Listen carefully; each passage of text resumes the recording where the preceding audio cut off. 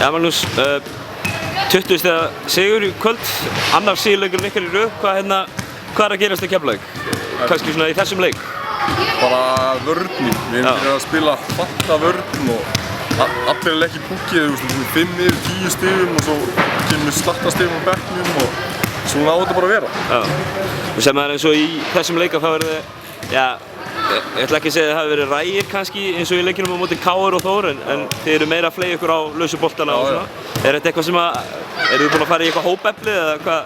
Já, við þjöppum okkur saman bara og töluðum bara hvað mætti betur gera og menn eru bara virkilega að leggja sig fram. Já. Og eins og ég segi, annar sigurleikurinn vinnur Þór Akureyri eftir heilan mánuð held ég án sigurs og vinnur svo þannig í kvöld. Er ekki ónættilega þægilega að fara inn í jólafríð svona heldur kannski? Virkilega. Þetta eru 2 mikilvægir sigrar og þetta bara stefnir í gott við jólafrí.